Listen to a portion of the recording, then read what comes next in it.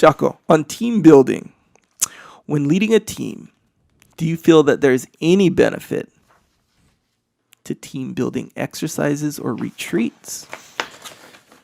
Well, this is a interesting question that actually I feel I'm fairly qualified to answer because Leif and I, we have a little business called Echelon Front where we work with a lot of different companies on a wide range of different categories. Sometimes we go in and work with a business. Sometimes we go in and we'll do a keynote speech for a business. Mm-hmm. Like they'll be having a big meeting and we'll go in and do one keynote speech for an hour and we leave and we're done. But most of the time we're doing more long range stuff where we spend time with the company, we go in. But oftentimes we do some kind of situation where the company has decided to do some kind of a leadership offsite or a team building exercise or a leadership retreat. And we mostly get involved with the leadership, although that does sometimes trickle down to where we'll do some work with all the frontline troops.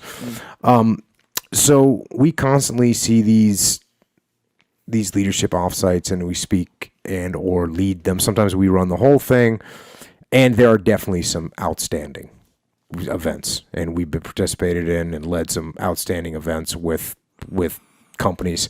And I think one of the most important things about these offsites is it forces the leadership team to detach from the day-to-day firefights of what the business is. No matter what there's no businesses where the CEO and the C-suite are like sitting around not doing anything.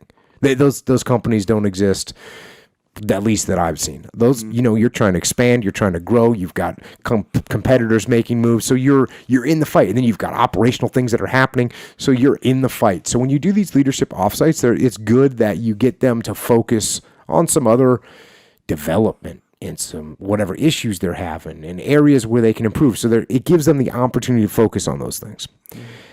It also gives them the opportunity to self-assess as a team how they're doing, and themselves as leaders how they're doing. And when I talk to people about leadership and teamwork and the shortfalls and the pitfalls that exist, and then when they hear me talk about it, they recognize their own weaknesses.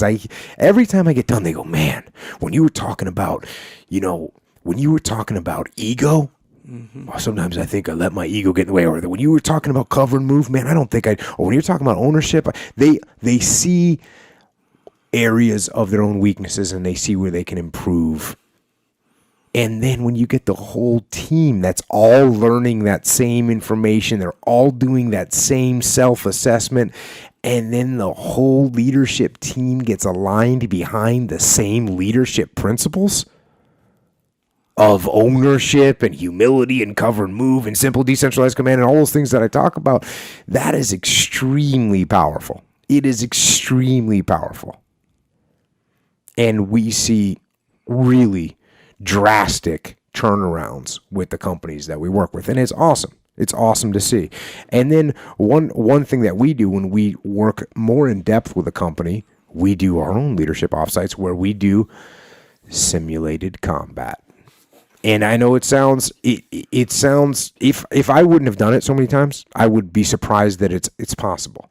But we take either paint guns, paintball guns, or airsoft guns, and we teach them the basic shooting principles, and we teach them some basic small unit tactics, and then we go and perform missions. We have them perform missions, and every time they got 8 guys, they got 10 guys, they got 12 guys, girls, whatever in their group, and they go and assault a target.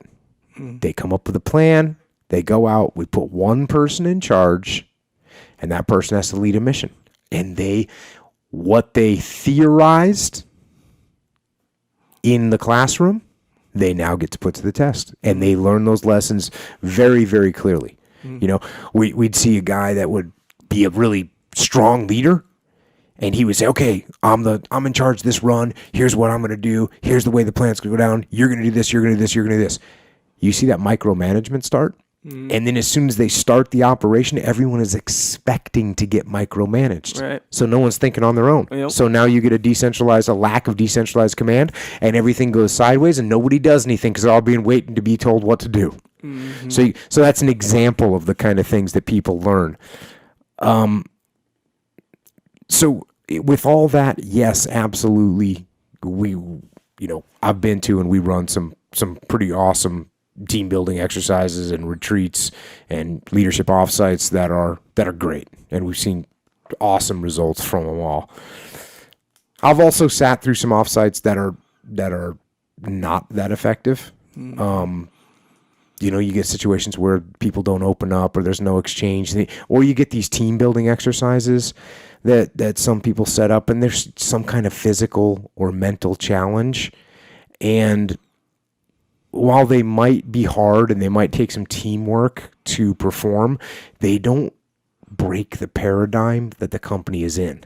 So they'll end up leading through that challenge, whatever it is, whether it's some kind of a PT, some kind of physical training or some kind of a boat race or something like that.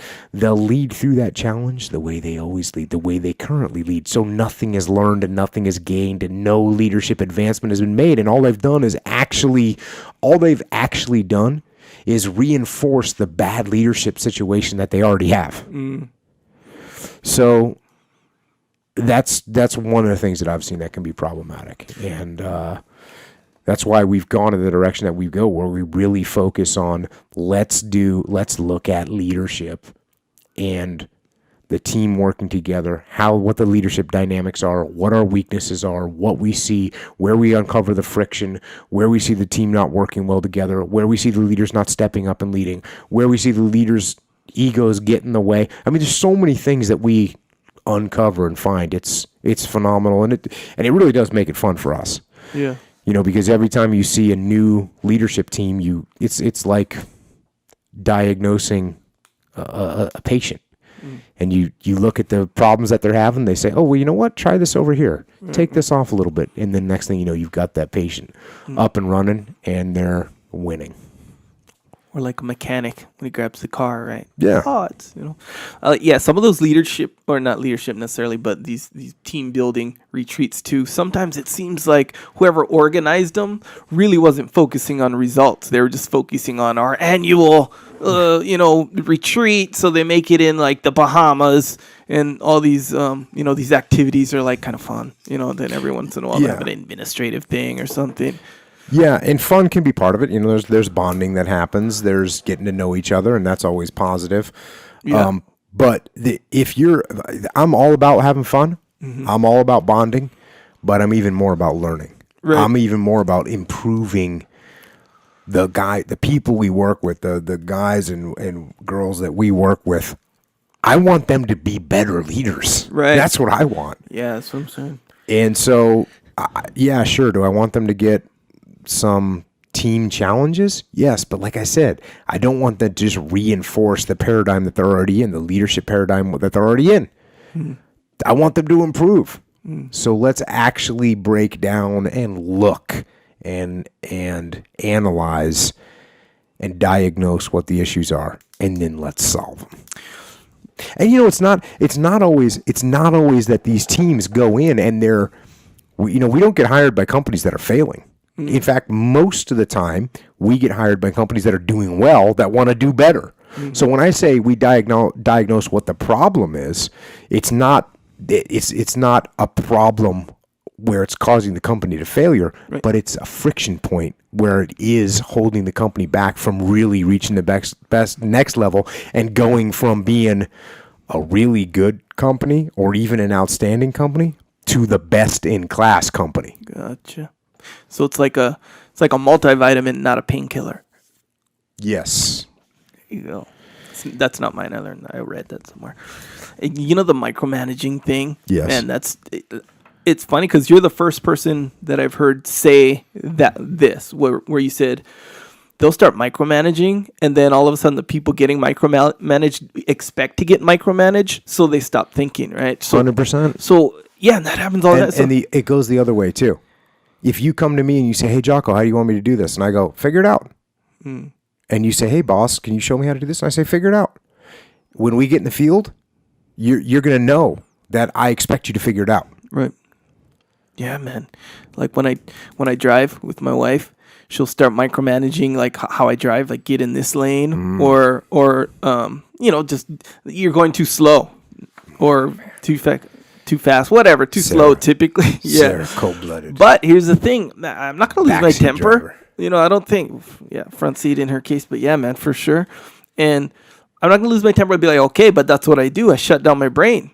And then, so one time Jade was riding with us and he was, I was micromanaging Jade. And he put it in these good terms, which I thought were good. He said, either be the navigator 100%, because he stopped thinking, or don't be it at all. You can't just start chiming in when you think I'm going too slow, Otherwise, I don't want to, if Sarah's yelling at me, hey, you're going too slow, I'm going to be like, okay, how fast do you want me to go? I'll go that fast. So if you're navigating on the map, you're going to have to tell me every turn to make. Don't say, hey, you're going to make this right, and then I make the right, then you just sign off, Because you're anticipating the micromanagement. Exactly right, man. And I think it kind of goes automatically, You got to put in a lot of mental Whereas work. if you knew that Sarah never said anything to you when you got in the car, all me. you'd know that you had to have the route prepped before you got in the vehicle. Yeah, we might go a little bit too slow, but still, man, it's all me as far as thinking goes. Yeah, man, don't micromanage. Or when you micromanage, don't expect them to just all of a sudden start making, creative decisions. It's just hard. It's hard for it to work that way, man.